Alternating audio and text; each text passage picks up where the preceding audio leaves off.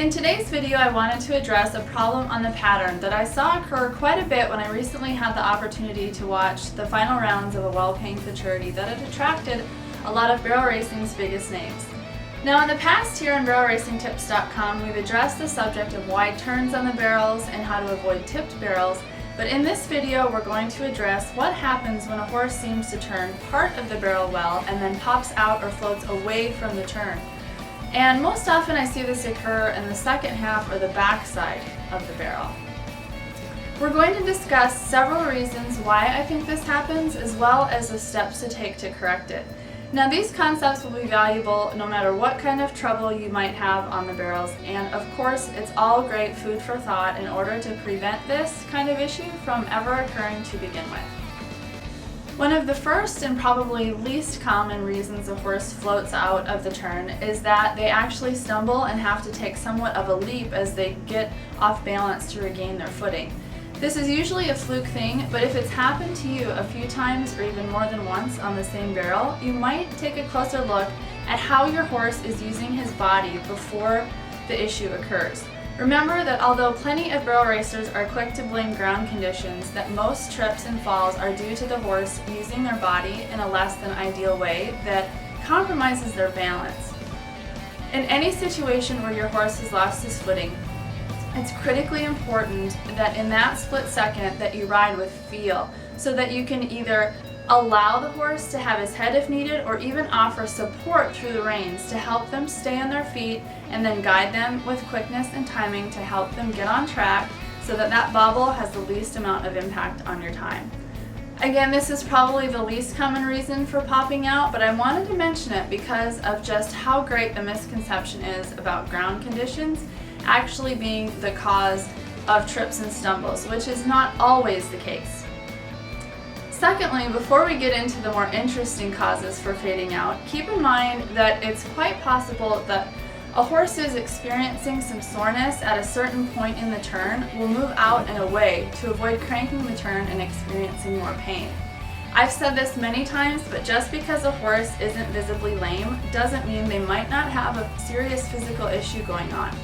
Rather than offer our horses the least amount of medical care and take a wait-and-see approach, I highly recommend having the best equine performance vet you have access to go over your horse on a regular basis just to analyze their gait, perform some flexion tests, and have their well-trained eyes go over them to look for anything you may have missed.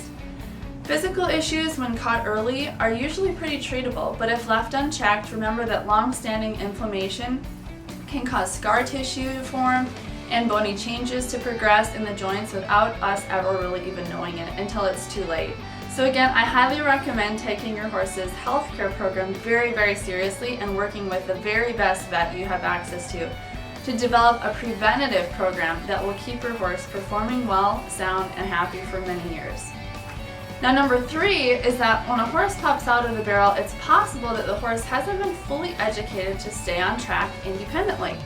It's our job to educate them to stay between our reins and legs at all times.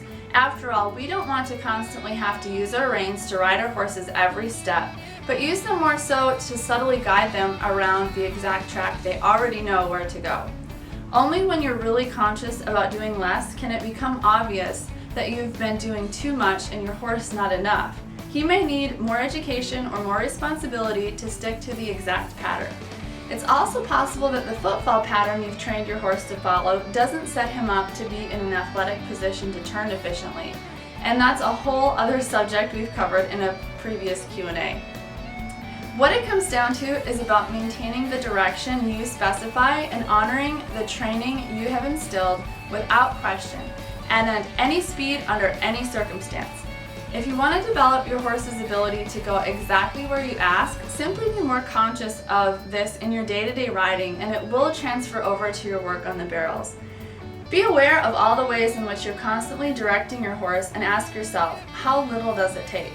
We also covered this topic very specifically in a recent Q&A, so I'll include a link to explore that further as well.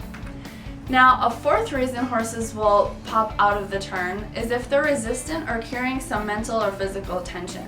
Mental and physical tension are often found together, but in either case, they must be addressed or they can cause big problems on the barrels. Think of it this way, a horse that is resistant is saying no. They're working against you rather than with you.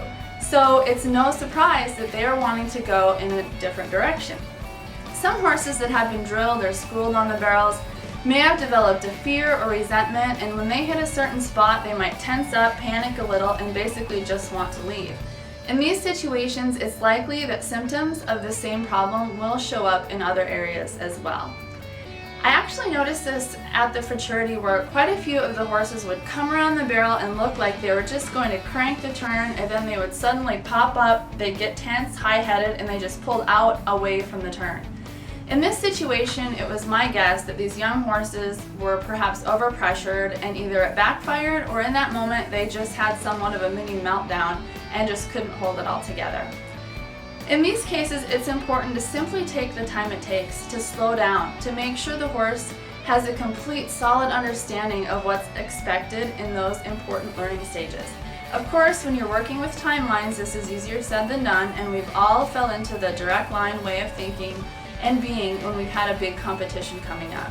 But remember, rather than adding too much pressure and creating fear and insecurity, that if you honor the horse with firm but gentle horsemanship and repetition, that you'll be so much further ahead. Now, if you're dealing with a finished horse that has a well-established habit of stepping out and you've already ruled out a physical problem, then you might consider how you can do the opposite. Let's go to the arena and I'll show you what I mean. Instead of asking for an arc in their body in the same shape as the barrel, I'll arc in the opposite direction of the turn and get even closer to the barrel than I normally would, while making sure my horse is soft, supple, and responsive. Of course, asking your horse to bend in the opposite direction of the turn is something you would do just enough of to make the correction. So be careful to test your progress and not overdo it. Although I love the idea of keeping everything we do with our horses on the barrels as consistent as possible, sometimes we need to mix things up and take things to the other extreme if a bad habit has developed. What can also be really helpful is asking for exaggerated suppleness and lateral bend in the body. It's best to get this soft, supple bend in a horse's body and get them mentally quiet around a single barrel to start, and then show them how this is possible on the barrel pattern, versus being tense and resistant. When you really soften up their response to your hands and ask for that lateral bend through their body and neck, it works great for dissolving stiffness and tension, which is usually vertical. Lastly, if you can't get your horse to respond to you when he gets off track in a run, keep in mind that that is actually a completely separate problem than the fact that he is stepping out of the turn. And in that case, you'll want to brush up your horse's foundational understanding to again stay between your reins and legs and go exactly where you guide him at any speed. Now, this isn't to say that you won't need to make corrections on the pattern so that your horse realizes it's his responsibility to stay on track. But when we actually try to prevent them from popping out by overriding or anticipating their bad habit, we often cause them to fade out even worse when we grab a hold of their face.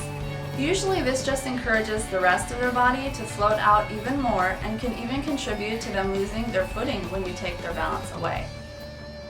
What I'm really all about is solving problems at their source, rather than just trying to cover them up or manhandle our way through them. So what I really want to get through is that if your horse is getting off track, no amount of pulling or wrestling him over is going to be the long-term lasting solution. You simply have to address the root of the problem. I've covered this subject in more depth as well in a previous Q&A about being as straight and fast as possible between the barrels, which again I'll include a link to with this video. Let's review these 5 causes and solutions for popping out of a turn.